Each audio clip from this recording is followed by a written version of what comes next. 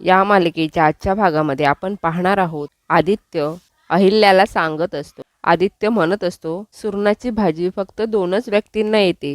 एक म्हणजे जिला तू शिकवलंस ती पारू, ती इथे नाही आहे, आणि दुसरी म्हणजे तू. आदित्य पुढे म्हणत असतो, एकदा तू गोडाऊनला आलीस आणि त्या बायकांना जर गाईड केलंस ना, तर त्या बायका सगळं व्यवस्थित सांभाळून घेतील. बेसिकली आई, सुरणाची भाजी बनवायला तुझी मदत हवी आहे.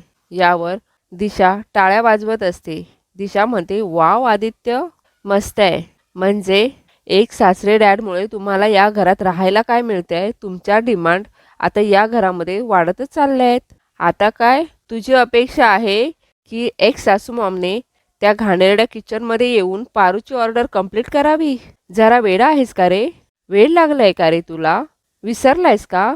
एक सासू मॉमला ती मुलगी अजिबात आवडत नाही.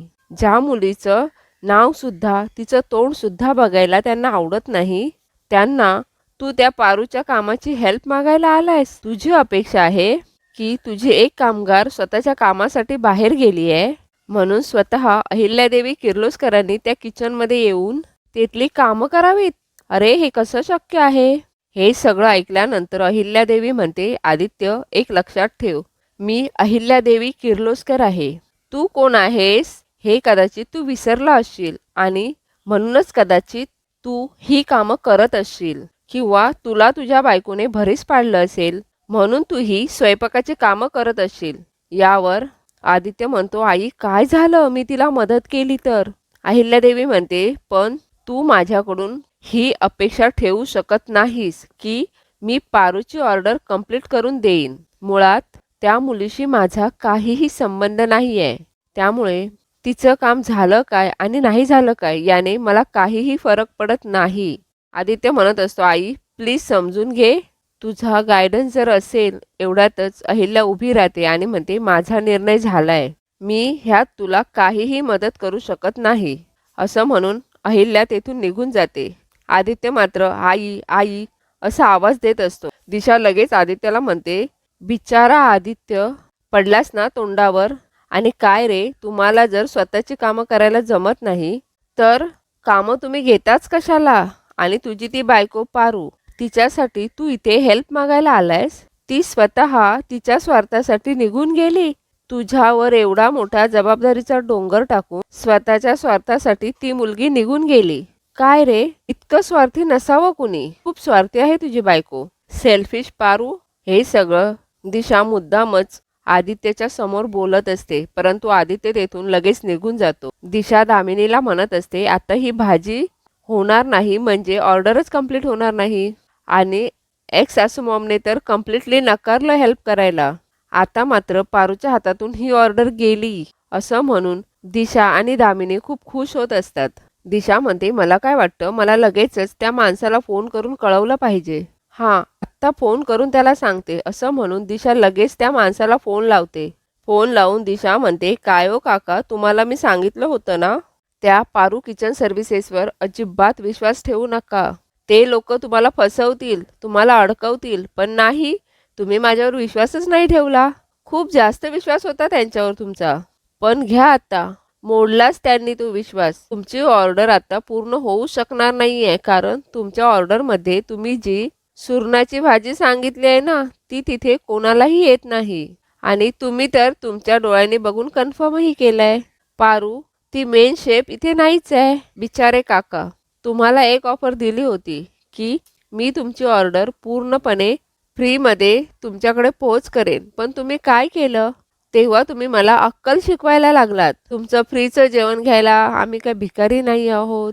तुम्हाला जर एवढंच फ्रीचं जेवण वाटायचं असेल तर तर कोणत्या तरी मंदिरात जाऊन वाटा, नाहीतर गरिबांमध्ये वाटा. काका, मी तर तुमची मोठ्या मनाने मदत करायला बघत होते ना, पण तुम्ही मला उलटा माज दाखवलात आणि माझी ऑफर उडवून लावलीत. आता बसा, आता तुमची ऑर्डर कंप्लीट होऊच नाही शकणार, त्यामुळे तुमचं जे फंक्शन आहे तेही अर्धवट राहणार आणि आलेले सगळे लोक उपाशीच राहणार. असं म्हणून दिशा फोन कट करते. दिशाला मात्र खूप मज्जा येत असते. त्यानंतर आदित्य इकडे किचनमध्ये येतो. श्रीकांत विचारत असतो, काय रे, काय झालं? आदित्य म्हणतो, हरलो मी. पारूचं हे स्वप्नच राहणार आहे. आपल्याला कॅन्सल करावी लागेल ही ऑर्डर. आईने नकार दिला याला, ती नाही येऊ शकत. आदित्य म्हणतो त्यांचा ॲडव्हान्स परत द्यावा लागेल, शेवटचा पर्याय तोच आहे. आदित्य म्हणत असतो त्यांना त्यांचे पैसे परत देऊन टाकतो. यावर श्रीकांत म्हणतो अरे. दुसरीकडे अहिल्या आपल्या रूममध्ये इकडून तिकडे फेऱ्या मारत असते. अहिल्या मनातच विचार करत असते, मला आदित्यची ही अवस्था बघवत नाहीये. तो किती जीव तोडून ही ऑर्डर पूर्ण करण्याचा प्रयत्न करतोय, पण आज तो हरणार. या पारूमुळे माझ्या आदित्यवर आज ही वेळ आली आहे. तिच्यामुळे हा ऑर्डरचा घाट घातलाय त्याने. ही ऑर्डर पूर्ण करणं शक्यच नव्हतं, तर घेतली कशाला ही ऑर्डर? तिच्यामुळे आज सगळ्यांचीच खूप फजिती होणार आहे. माझा राग पारूवर आहे. आदित्यची काय चूक आहे यात? त्याची का हार होते या सगळ्यात? नाही नाही, असं होऊन नाही चालणार. आता काहीही झालं तरी मी माझ्या मुलाला असं हारलेलं बघूच शकत नाही. काय करू मी? आदित्य इकडे किचनमध्ये सगळ्या बायकांचे आभार मानत असतो आणि म्हणत असतो आतापर्यंत तुम्ही इथपर्यंत आम्हाला साथ दिली. पारूचं स्वप्न पूर्ण करण्यासाठी आपण सगळेजण प्रयत्न करत होतो, पण ते स्वप्न आपण नाही पूर्ण करू शकलो. खरं सांगू का, चूक माझीच आहे. ही ऑर्डर मी घेतलीच नाही पाहिजे होती. मी जातो, ते पैसे देऊन येतो वेळेत, असं म्हणून आदित्य निघालेला असतो. त्यानंतर आदित्य म्हणतो तुम्ही असं समजू नका की ही ऑर्डर पूर्ण नाही झाली आहे म्हणजे तुम्हाला तुमचा मोबदला मिळेल की नाही असं. तुमचे पैसे तुम्हाला व्यवस्थित मिळतील, काळजी करू नका. ही सगळी चूक माझी आहे, त्यामुळे ही सगळी जबाबदारी माझीच राहणार. सगळ्या बायकांना सुद्धा खूप वाईट वाटत असतं. श्रीकांत, प्रीतम या सगळ्यांना खूप वाईट वाटत असतं. त्यानंतर आदित्य ठीक आहे मी आलोच असं म्हणून जात असतो. एवढ्याच समोरून अहिल्यादेवी येते. अहिल्या म्हणते त्याची काहीही गरज नाही आहे. अहिल्याला तेथे बघून सगळेजण खूप आनंदित होतात. अहिल्या आत येते आणि प्रियाला म्हणते प्रिया सुरण चिरायला घे. अगं बघत काय बसली आहेस? प्रिया मात्र अहिल्याजवळ एकटक बघत असते. प्रिया लगेच सुरण अहिल्याजवळ देते. अहिल्या तो सुरण चिरायला घेते. हे सगळं बघून आदित्य आणि श्रीकांत खूप खुश झालेले असतात.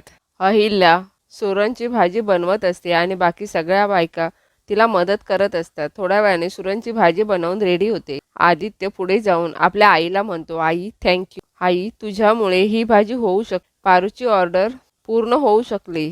अहिल्या मात्र काहीही न बोलता तेथून निघून जाते. आदित्यला खूप आनंद झालेला असतो. आदित्य मात्र गालातल्या गालात हसत असतो. त्यानंतर आदित्य त्या सर्व बायकांना म्हणत असतो ही आई आहे माझी. भलेही ती तिच्या मुलावरती चिडली असली तरी सुद्धा त्याच्या मदतीसाठी नेहमी धावून येते. त्यानंतर आदित्य सगळ्यांना सांगत असतो चला आपली ऑर्डर तयार आहे चला. त्यानंतर ते सगळेजण मिळून ऑर्डर रेडी करतात. एवढ्यातच एक माणूस येतो आणि तो म्हणत असतो मला भाऊने पाठवलंय, तुमची ऑर्डर रेडी आहे का? आदित्य म्हणत असतो हो हो रेडी आहे तुमचे सगळे डब्बे, हे घ्या. त्यानंतर तो माणूस ॲडव्हान्सचे पैसे आदित्यला देत असतो. त्यानंतर तो माणूस म्हणतो बाकीचे पैसे ते तुम्हाला ऑनलाईन करतील. आदित्य ओके चालेल असं म्हणतो. त्यानंतर आदित्य म्हणत असतो पारू किचन सर्व्हिसेसची पहिली ऑर्डर कंप्लीट झाली. त्या बायका म्हणत असतात तुम्ही आमचे उपकार कुठे मानताय, उलट पारूचेच उपकार आहेत आमच्यावरती. पारूने आम्हाला योग्य दिशा दिली, त्यामुळे आम्ही स्वतःच्या पायावरती उभे आहोत. आम्ही आज ऑर्डर कंप्लीट करण्यात तुमचा हातभार लावू शकलो आणि यातच आम्हाला समाधान आहे. श्रीकांत म्हणतो वा आदित्य, मानलं तुला. आज खऱ्या अर्थानं तू पारूला साथ दिलीस. आता नवरा म्हणून असाच तिच्या पाठीशी सतत उभा राहा. थोड्या वेळाने पारू आदित्यला फोन लावते. पारू म्हणत असते आदित्य सर काय झालं, सगळं ठीक आहे ना? पारू ऑर्डरबद्दल विचारत असते. आदित्य म्हणत असतो अगं हो जरा शांत हो, ऑर्डर वेळेत पोहोचलेली आहे. पारू म्हणत असते त्या काकांना राग आला असेल ना? आदित्य म्हणतो अगं नाही रागवलं ते. आपण त्यांच्यासाठी त्यांनी सांगितलेली एक भाजी दिली नाही ना? आदित्य म्हणतो पारू आपण पूर्ण ऑर्डर डिलिव्हर केलेली आहे, सुरणाच्या भाजीसहित. हे ऐकून पारूला धक्काच बसतो. पारू म्हणते काय? एक मिनिट. पारू म्हणते सुरणाची भाजी तर कुणालाच बनवायला येत नव्हती ना, मग ऑर्डर पूर्ण झाली कशी? आदित्य म्हणतो सांग बरं कुणी केली असेल? यावर पारू म्हणते अहो सर मी कसं सांगू, तेच विचारते आहे ना, कुणी केली ऑर्डर पूर्ण? यावर आदित्य म्हणतो अगं मी तुला तेच विचारतोय, गेस तर कर. यावर पारू म्हणते ठीक आहे रुपाताईने केली का? यावर सगळं हसत असतात. रुपा म्हणते नाही ग बाई, मला कुठली जमते. त्यानंतर पारू एकीचं नाव घेत असते. त्यानंतर पारू म्हणते, हे बघा आदित्य सर, आता सांगा कुणी केली ऑर्डर कंप्लीट? आदित्य म्हणतो, तुझ्या देवी आईने. हे ऐकून पारूला खूप आनंद होतो. आदित्य म्हणतो, हो पारू, सुरणाची भाजी आईने बनवली. पारू म्हणत असते, आदित्य सर, मला खूप आनंद झालाय बघा. पारूच्या डोळ्यातून आनंदाश्रू वाहत असतात. पारू म्हणते, हे फक्त माझ्या देवी आईच करू शकतात. आपण किती बी अडचणीत असलो ना तरी सुद्धा देवी आई कायम आपल्या पाठीशी असणार. ह्या वेळेला सुद्धा आपल्या मदतीला धावत आल्या. माझ्या देवी आईंचं मन ना कुणालाच नाही कळणार. माझ्या देवी आई ना खरंच देवी आहेत. प्रिया म्हणते, पारू, आता पेपर झाला असेल ना तर लवकरात लवकर घरी ये बघ. आम्ही सगळे तुझी वाट बघ. पारू म्हणते, प्रिया मॅडम, मी सुद्धा तुम्हा सगळ्यांना कधी भेटते असं झालंय मला. त्यानंतर पारू फोन कट करते. दुसरीकडे श्रीकांत जुनी स्कूटी पुसत असतो. एवढ्यातच तेथे अहिल्या येते. अहिल्या म्हणते, काय रे, इथे काय करतोयस? मला वाटलं जेवून शतपावली करायला गेला की काय? श्रीकांत म्हणतो, नाही, आज पारू आणि आदित्यला बघून मला आपले जुने दिवस आठवले.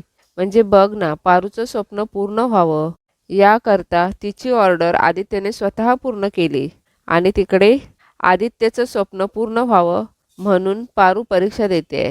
हे सगळं बघून ना मला असं वाटायला लागलंय की आपल्यासारखा त्यांचा संसारही बहरत राहणार आहे. बघ ना, आपणही कठीण प्रसंगात एकमेकांच्या पाठीमागे खंबीरपणे उभे राहिलेले असायचो. तसंच हे दोघे सुद्धा एकमेकांच्या पाठीशी अगदी खंबीर उभे आहेत. बघ ना, ज्याप्रमाणे आपण सुद्धा एकमेकांना जपत, समजून घेत, परिस्थितीशी सामना करत, एकमेकांना साथ देत पुढे जात राहिलो आणि या सगळ्या प्रवासात या स्कूटरने आपल्याला खूप मोठी साथ दिली आणि म्हणून तर आपला पूर्ण प्रवास अगदी सुखाचा झाला ना. यावर अहिल्या म्हणते, खरं आहे, ही आपल्या प्रवासाची पहिली साक्षीदार.